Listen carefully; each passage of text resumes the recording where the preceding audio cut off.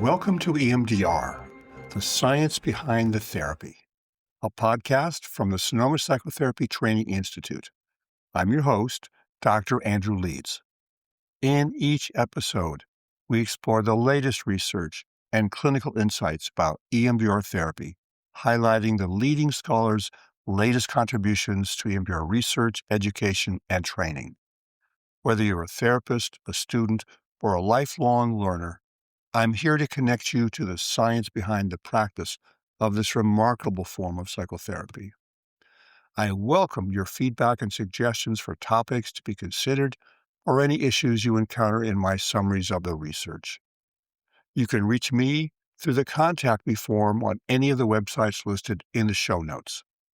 Before we start, I want to draw your attention to the unique EMDR therapy training program delivered by Sonoma Psychotherapy Training Institute. Sonoma PTI provides a comprehensive program in 4 two-day modules spread over a 12-week period. These 4 modules include all required hours of lecture, practice, and group consultation. Our Zoom-based program is open to clinicians from throughout the United States, Canada, and Europe.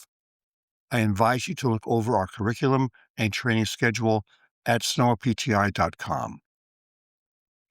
This month's podcast is titled From Hypertension to Domestic Violence, EMDR at the Heart of Trauma Care. In this episode, we explore how EMDR therapy is being tested and refined across a wide range of clinical frontiers. You'll learn about large-scale meta-analyses on the treatment of depression, anxiety, and childhood trauma, early intervention protocols for recent critical incidents, and innovative applications for treating hypertension and addictive sexual behavior that link symptom change to shifts in autonomic regulation. We will consider a psychoanalytic understanding of EMDR therapy that speaks directly to clinicians grounded in Freudian and Kleinian models. And we'll close with a powerful integrative EMDR-based approach to treating the enduring impact of domestic violence against women. Taken together, these reports invite us to think more deeply about how EMDR operates, not only on distressing memories, but on developmental trajectories, relational patterns, and the mind-body systems that sustain suffering and resilience. As you listen, I invite you to consider how these findings might inform your own clinical decision-making, from case formulation and modality choice to how you talk with your clients about what EMDR therapy can reliably offer and what it cannot yet promise.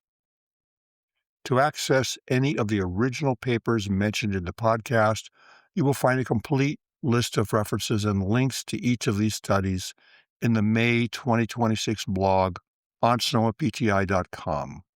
A link to these references can be found in the show notes. You can also visit sonomapti.com, click on the blog section on the far right of the menu bar, and then select the May 2026 listings. So let's get started with today's episode, From Hypertension to Domestic Violence, EMDR at the Heart of Trauma Care.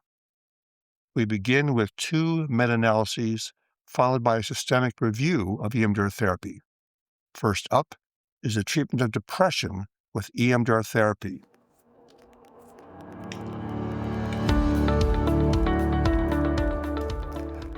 Adjeli and co-authors published a systematic review and meta-analysis of 40 randomized controlled trials of EMDR therapy for over 2,000 individuals with depression and anxiety. These studies compared EMDR therapy to both passive and active control conditions. They examined post-treatment means and standard deviations from validated depression and anxiety scales. They found that EMDR therapy was associated with a large overall reduction in depression and anxiety symptoms compared with control conditions. Symptom reductions were larger for anxiety than for depression, and for adults compared with children and adolescents. Similar effects were observed in studies across North America, Europe, and Asia. Their analysis found that benefits were generally maintained at short-term and longer-term follow-up with sustained reductions particularly evident for depression. Agelli and co-authors reported that symptom improvement was relatively stronger in studies with passive controls, such as waitlist or treatment as usual. Symptom improvement was similar to effects in active comparison psychotherapies, such as cognitive behavioral therapy.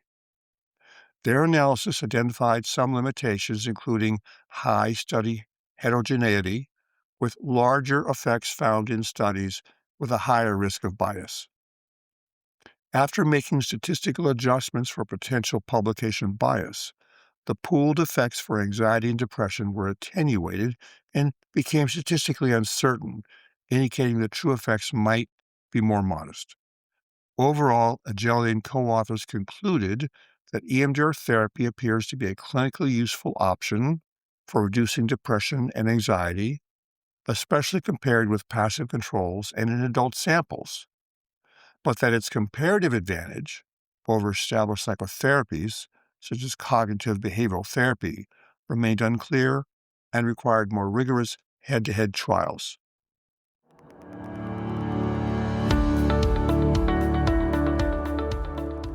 Next, we turn to treatments for trauma-exposed children. In March 2026, Alkersig and co-authors in Denmark published a systematic review and meta-analysis covering 12 psychological treatments in trauma-exposed children up to 12 years old. They applied meta-analyses to controlled studies of EMDR therapy, trauma-focused cognitive behavioral therapy, play therapy, child-parent psychotherapy, and sand play. The studies measured PTSD and trauma-related symptoms using a variety of instruments. They found that the use of developmentally sensitive, trauma-specific measures was relatively rare. They emphasized the need for greater use of instruments such as the Diagnostic Infant and Preschool Assessment and the Child and Adolescent Trauma Screen, as well as cartoon and interview-based ICD-11 tools. They found that trauma-focused CBT showed the strongest support. They reported that EMDR therapy showed a small to moderate pooled effect size across controlled studies with children, indicating statistically significant benefits on PTSD and trauma-related symptoms relative to comparison conditions. In 5 studies, using waitlist or treatment as usual controls, EMDR therapy produced greater reductions in symptom severity than passive controls. In one trial, EMDR therapy yielded larger effects than cognitive behavioral therapy. Across the small pool of studies, EMDR therapy demonstrated clinically meaningful pre-post improvement on PTSD measures for many children, with some follow-ups to 18 months suggesting maintenance of gains over time. Alkersig and co-authors emphasized some weaknesses in the EMDR therapy evidence base with young children. Only a limited number of the controlled EMDR therapy studies on children met inclusion criteria. Samples were generally small, and active comparisons were rare, with just a single head-to-head trial with cognitive behavioral therapy, making it difficult to draw firm comparative efficacy conclusions. EMDR therapy trials often lacked detailed developmental characterization, comprehensive reporting of treatment dose, or longer-term follow-up, which limited inferences about stability of effects in child populations. Alkersig and co-authors concluded that for young children with PTSD and related symptoms, current evidence most strongly supported trauma-focused CBT as a first-line intervention. EMDR therapy, play therapy, and child-parent psychotherapy all had promising but still emerging evidence bases that warranted cautious clinical use.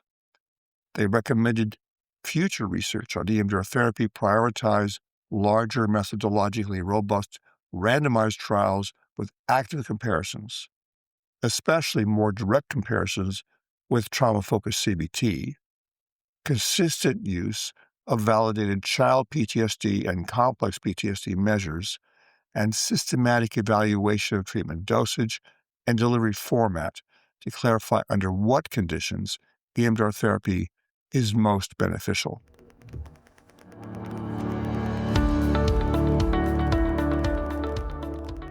We turn next to the treatment of acute stress. Ballesteros and co-authors published a systematic review in 2025 that synthesized 14 empirical studies in which EMDR therapy was delivered to adults within 3 months of exposure to potentially traumatic events. The studies used varied EMDR therapy protocols for recent events, such as the Recent Traumatic Episode Protocol, the EMDR Protocol for Recent Critical Incidents, Urgent EMDR, and abbreviated Standard EMDR therapy. Outcomes were assessed at post-treatment and follow-up periods ranging from 1 to 12 weeks. They reported that primary outcomes most often involve standard PTSD symptom measures. Secondary measures focused on general psychological distress. Only one trial directly assessed dissociative symptoms, highlighting a gap in exploring dissociative phenomena in early EMDR therapy research. Ballesteros and co-authors found that most studies showed clinically meaningful and often statistically significant reductions in PTSD symptoms after EMDR therapy, with several randomized controlled trials demonstrating greater PTSD symptom improvement than reassurance, treatment as usual, or critical incident stress debriefing. Some trials reported non-significant advantages or equal outcomes. Across 10 studies that examined general distress, EMDR therapy led to robust decreases in anxiety, depression, and subjective distress. In the one study that measured dissociative symptoms, they diminished more in the EMDR therapy condition than in controls. Ballesteros and co-authors noted that methodological quality generally remained modest. Only 2 randomized controlled trials achieved a low overall risk of bias, while most studies were rated low quality due to small samples, limited or absent randomization, insufficient control conditions, lack of power analyses, and short follow-up intervals. The review emphasized that these limitations often arose from the emergency and disaster contexts in which EMDR therapy had been implemented, where strict experimental controls would have conflicted with clinical and ethical imperatives. Ballesteros and co-authors concluded that EMDR therapy protocols adapted for acute stress appear to offer a promising and feasible early intervention option for reducing PTSD symptoms and psychological distress after recent trauma. They commented that the evidence base requires cautious interpretation and does not yet fully support strong guideline recommendations.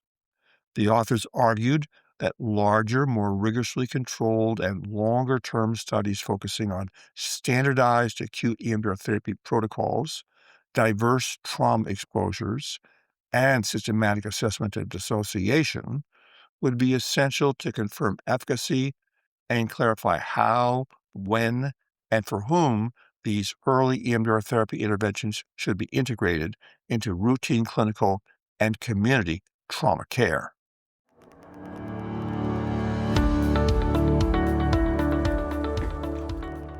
Next, we turn to an innovative study of the outpatient treatment of adults with primary hypertension. Chen and co-authors conducted a single-blind, longitudinal randomized controlled trial in Taiwan to test whether EMDR therapy improved anxiety, depression, blood pressure, and heart rate variability in adults with primary hypertension receiving usual outpatient care. 110 patients were randomized by block design to 4 weekly 60 to 90-minute EMDR therapy sessions delivered by an EMDR-trained nurse practitioner or to receiving routine nursing consultation. 102 participants completed follow-up assessments at baseline, immediately after the intervention, and at 1 and 3 months later. Primary outcomes were assessed with the Hospital Anxiety and Depression Scale and the 20-item Center for Epidemiological Studies Depression Scale. Secondary outcomes were systolic and diastolic blood pressure and heart rate variability. Chen and co-authors found that compared with usual care, EMDR therapy produced significantly greater reductions in anxiety at all post-baseline time periods, and a delayed but significant reduction in depressive symptoms at 3-month follow-up. Systolic blood pressure decreased significantly more in the EMDR therapy group at immediate 1-month and 3-month follow-ups, while diastolic blood pressure did not differ between groups. Heart rate variability patterns suggested improved autonomic balance after EMDR therapy that persisted through the 3-month follow-up. Chen and co-authors noted limitations, including the relatively brief 4-session protocol, a modest single-center sample, the short 3-month follow-up, and the lack of direct comparison with other psychotherapies, such as cognitive behavioral therapy. Overall, EMDR therapy appeared to be a promising short-term, non-pharmacological intervention that simultaneously improved anxiety and systolic blood pressure in patients with hypertension, suggesting a potentially useful adjunct to standard medical and lifestyle treatment.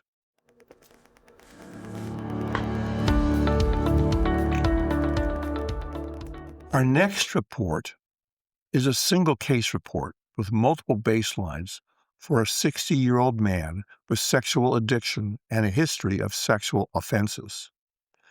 This report builds on the 2016 paper by Ronald Ricci and Cheryl Clayton. In this 2026 article, Landman and co-authors used repeated measures before, during, and after an EMDR therapy-based addiction-focused intervention. After 3 preparatory sessions, they used a mixture of EMDR therapy interventions for addiction delivered over 15 90-minute sessions. The selected targets that were considered were offense drivers such as chronic rejection, negative self-image, and intense physical urges.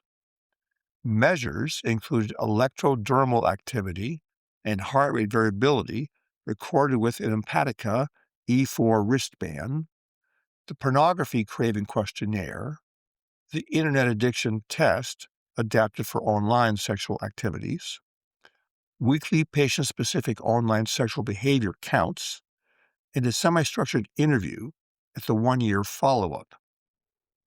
Landman and co-authors found that episodes of questionnaire completion evoked higher electrodermal activity and lower heart rate variability than episodes of rest, indicating increased autonomic arousal during the assessment of pornography craving. Over time, electrodermal activity generally decreased and heart rate variability increased, particularly after addiction-focused EMDR reprocessing sessions started, suggesting reduced sympathetic activation and enhanced parasympathetic functioning. However, they noted that electrodermal activity change did not reach statistical significance. There were large, statistically significant reductions in self-reported pornography craving, online sexual addiction scores, and patient-specific online sexual behaviors, such as watching explicit material, using dating websites, and sex chats. Landman and co-authors reported that at the 2-month and 1-year follow-up, reductions in addictive sexual behavior were maintained, and the patient reported abstaining from compulsive online sexual activities. Qualitative analysis of the 1-year interview indicated 3 interrelated themes supporting maintenance of change. a deeper understanding of his deviant behavior rooted in lifelong rejection, an improved self-image with more adaptive coping skills, and family circumstances that allowed him to feel needed and appreciated. Landman and co-authors noted several limitations, including the single participant, lack of a control group, possible confounding life events, and a meditation practice, measurement artifacts and physiological data, and uncertainty about whether physiological responses reflected pure craving rather than mixed emotions. Overall, they concluded that addiction-focused EMDR appeared to be a promising adjunct for reducing sexual craving and compulsive online sexual behavior, while emphasizing the need for replications in larger and controlled samples.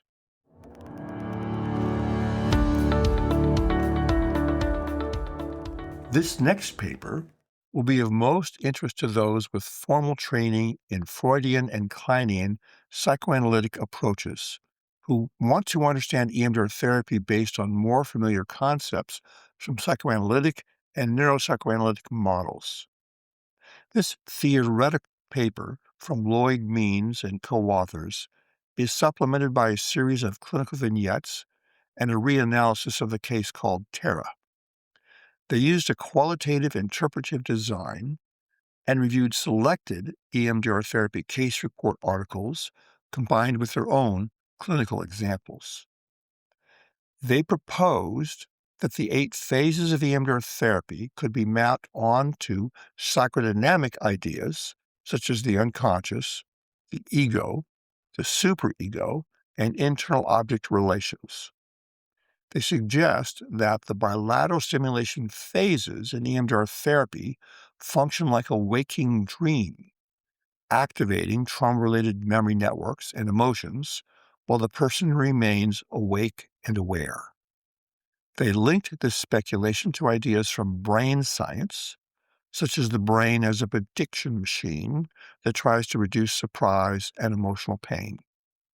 They suggested that EMDR therapy helps to update rigid trauma-based expectations about self and others.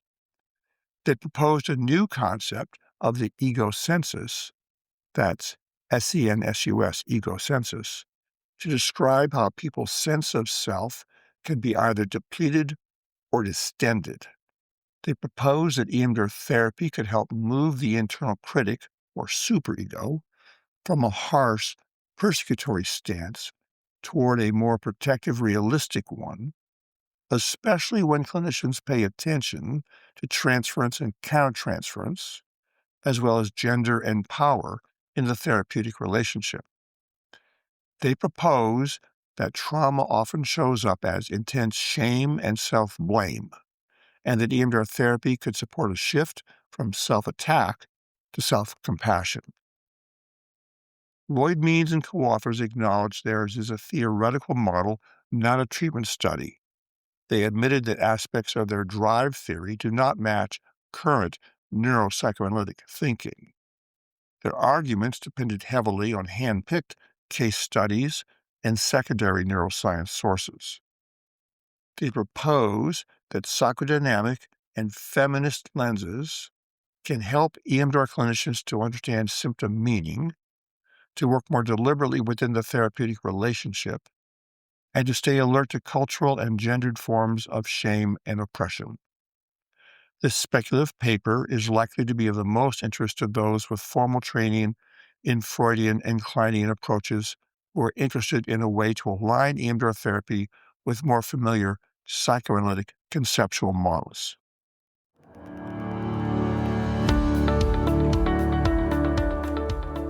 Next, we turn to an important case report exploring the use of EMDR therapy to reduce internalized abortion stigma after medically necessary abortion.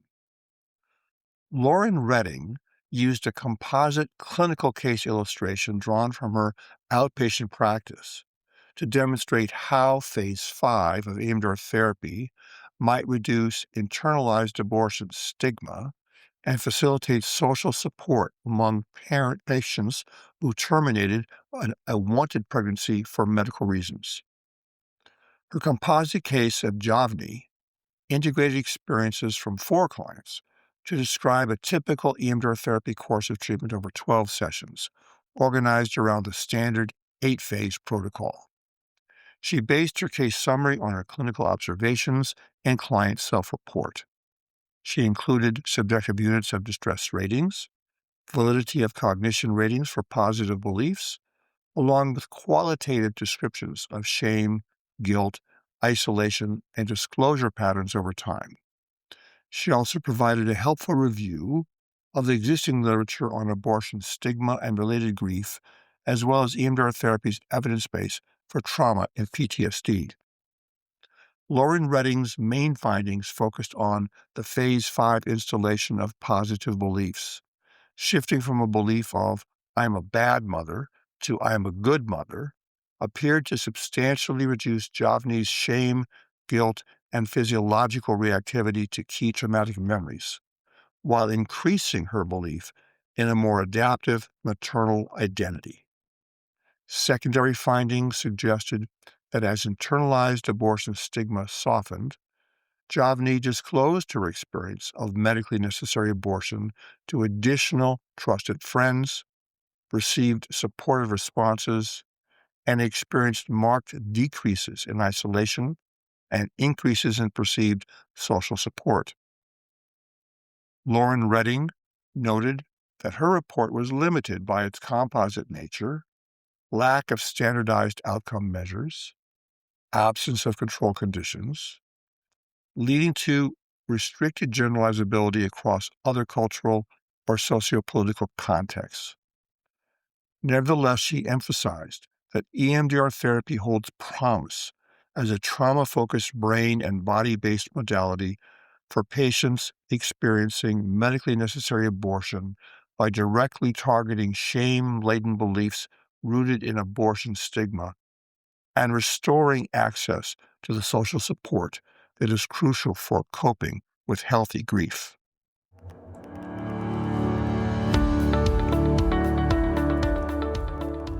Next, we consider the use of EMDR therapy to help parents coping with the stress of raising children with severe disabilities.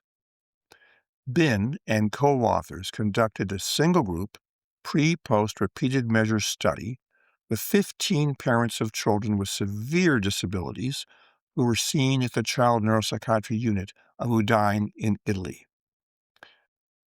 Parents received the EMDR therapy integrative group treatment protocol in 100 to 120-minute sessions delivered by 2 trained therapists. For measures, they used the Perceived Stress Scale, the Symptoms Checklist 90, and an anonymous parent statement and satisfaction questionnaire. These are obtained before treatment, 1 week after the end of sessions, and at 3 months post-treatment. They analyzed change over time using t-tests with a significance level of 0.05. They reported that perceived stress decreased from a clinically significant mean score of 33 at baseline to 23 after 1 week and 21.5 at 3 months. Both of these outcome scores are below the clinical cutoff and were statistically significant. Symptom Checklist 90 Global Distress and symptom subscales for somatization, depression, anxiety, and sleep problems also showed marked and statistically significant reductions at 1 week and 3-month follow-up. Parents' qualitative statements indicated greater awareness, reduced worries about the future, feeling less alone, having more information to cope, and a wish to continue as a self-managed group. They reported very high satisfaction ratings for all aspects of the intervention. The authors noted several limitations, including the small, non-random sample, the absence of a control group, and limited follow-up duration, which restricted conclusions about long-term effects and generalizability. They suggested that larger randomized controlled trials with extended follow-up and a specific focus on parental emotional distress would be needed to strengthen the evidence base and clarify mechanisms of change.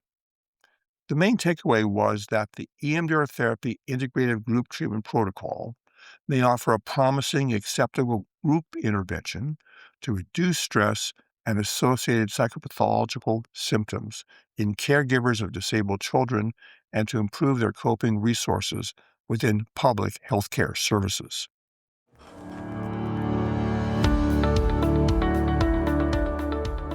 Next, we turn to an experimental study examining EMDR therapy's mechanism of action.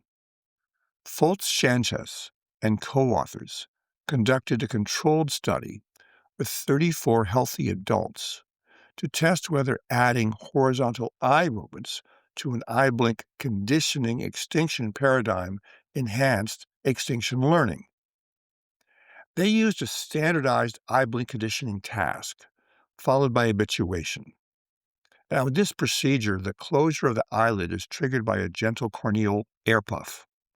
First, there is an acquisition phase of paired tones with air puffs, then an additional acquisition reinforcement block, and finally an extinction phase of 30 tone-alone trials delivered in 11 blocks.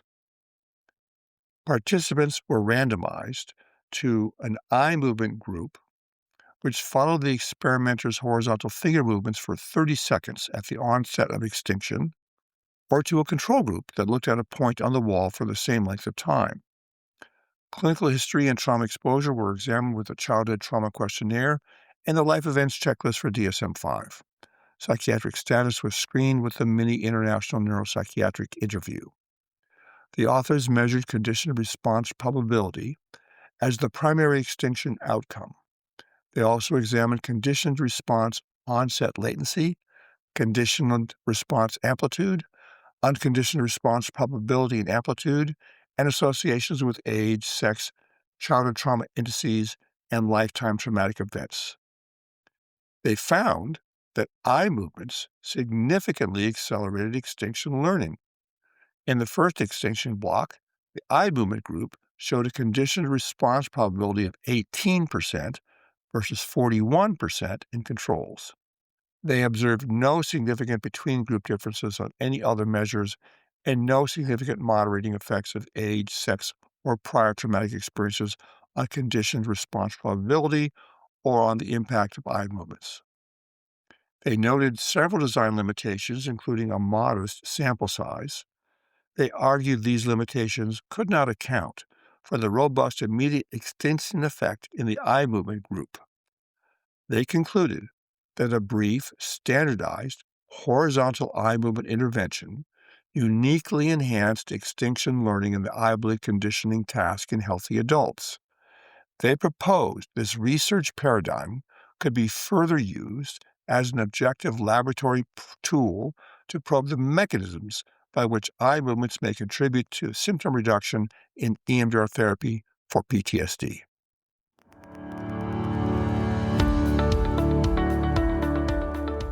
Our next report from Rainey and co-authors used qualitative narrative interviews with people who had experienced psychosis and completed at least 8 sessions of EMDR therapy. Their goals were to understand links between adversity, their unusual experiences, and therapeutic change.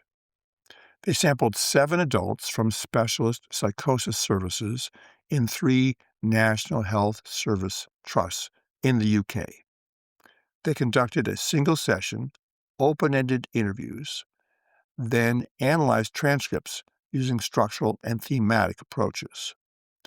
They relied on in-depth narrative interviews, demographic questionnaires, and an analytically developed contextual model to detail pathways from early and later adversity and explored personal meanings in coping with unusual experiences. Their analyses explored within-case themes, cross-case comparison, and participant feedback. All participants framed psychosis as rooted in cumulative interpersonal adversity. Later life events were often described as triggers, while their early adversities shaped core personal experiences of self-blame, shame, self-defectiveness, powerlessness, and lack of safety. Participants consistently depicted EMDR therapy as more helpful than prior therapies. After EMDR therapy, they described feeling calmer, with improved relationships, and reduced distress from trauma memories. They experienced greater emotional connection with shifts towards more self-compassion and empowerment, both in relationship to interpersonal adversities and to social and economic inequality. Rainey and co-authors further noted that EMDR therapy seemed to engage bodily and emotional processes beyond dialogue. Participants stated that therapeutic relationship and sufficient treatment duration were essential. The authors reported that EMDR therapy could support resistance to oppressive ideologies when therapists held a social justice stance. Limitations included a small, largely female sample, recruitment from EMDR therapists that may have biased findings towards positive experiences. There was a limited exploration of non-responders or strengths like social capital or possible racial dynamics effects. Overall, Rainey and co-authors concluded that EMDR therapy for psychosis could be experienced as safe, acceptable, and meaningfully beneficial. They proposed a pathway model linking adversity, power, personal meanings, and unusual experiences to guide trauma-focused, socially informed psychosis interventions and future research.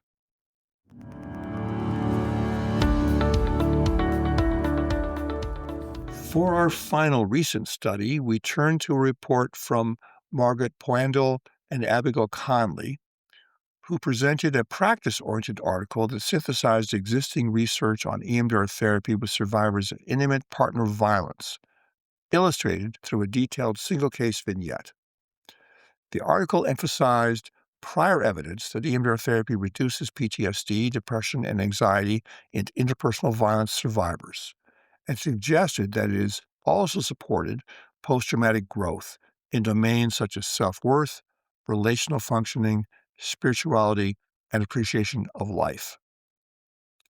Their literature review indicated that EMDR therapy produced clinically significant symptom reductions for women who survived sexual or domestic violence, often with larger and more rapid effects than eclectic psychotherapy. However, existing trials tended to involve small samples, short follow-up periods, and primarily female participants. They highlighted emerging evidence that EMDR therapy facilitated post-traumatic growth by helping clients reprocess traumatic memories, release somatic distress, and consolidate adaptive beliefs. They emphasized the importance of attending to cultural factors and differential barriers faced by immigrants, ethnic minorities, and LGBTQ+ survivors when integrating EMDR therapy into trauma-informed care. Their case study of Layla, a 35-year-old survivor of emotional and sexual interpersonal violence, illustrated all 8 phases of EMDR therapy over 31 sessions. They reported reductions in depressive and physical symptoms, resolution of trauma-related somatic distress, improved assertiveness, and marked gains in self-trust, spirituality, and sense of purpose.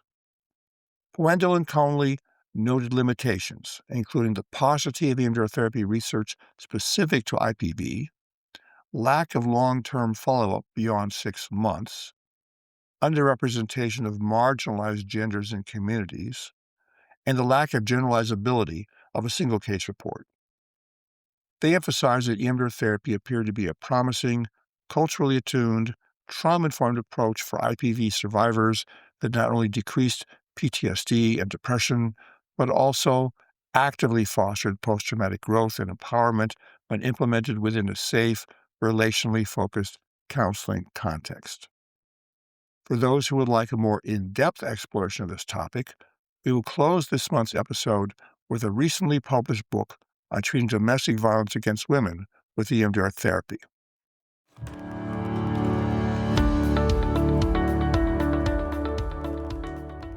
Breaking Free, Treating the Effects of Domestic Violence Against Women, an integrative psychological treatment approach using EMDR therapy, is the latest book from Dolores Mosquera. This clinically focused book offers a structured roadmap for working with women who have experienced intimate partner violence. Written for mental health professionals, it combines psychoeducational framing of domestic violence with a detailed, EMDR-based treatment model that addresses safety, trauma reprocessing, and long-term recovery. Dolores Mosquera's background uniquely qualifies her to tackle the application of EMDR therapy for treating domestic violence against women. She brings expertise with EMDR therapy and many years of experience in treating complex trauma, dissociation, and personality disorders in her clinic, and years of training EMDR therapy specialists. Her book starts from the premise that domestic violence is a pervasive social pathology causing profound psychological injury to millions of women and their families worldwide. She emphasizes that this form of violence requires an informed and systematic therapeutic response. She offers a clear roadmap for thoroughly approaching each case, integrating assessment, risk evaluation, and case formulation informed by a deep understanding of the effects of coercive control, traumatic bonding, and chronic fear. There is a companion volume, Psychoeducational Guide for Women Experiencing Gender-Based Violence, called Living Without Fear, also by Dolores Mosquera, that helps women to find answers to questions they ask themselves as they seek ways to break free from violence. In the clinician's guide, Breaking Free, Dolores builds a broad framework for EMDR therapy, including psychoeducation, safety planning, resource development, and work on shame, self-blame, and distorted self-attributions for responsibility. There is a thorough explanation of how to conduct careful risk and safety assessments, how to support women in recognizing abuse dynamics, how to address trauma bonds, and how to reassign responsibility from victim to perpetrator. She explains how to reprocess both acute incidents and earlier vulnerabilities that increase the risk of revictimization. The tone of the book is frank, yet compassionate, and the text emphasizes validating survivors' experiences, strengthening their autonomy, and helping them envision a future that is no longer organized around the abusive relationship. As a clinical resource, Breaking Free's strength lies in its clear focus and depth. It does not treat domestic violence as just another trauma subtype, but as a complex, socially embedded pattern requiring specific conceptualization and intervention strategies. Breaking Free is a serious, practitioner-oriented contribution. For clinicians already working with IPV survivors, it will serve as a conceptual anchor and a practical framework for structuring integrative EMDR-informed treatment. For those moving into the specialty, it is an essential guide and reference to keep close at hand.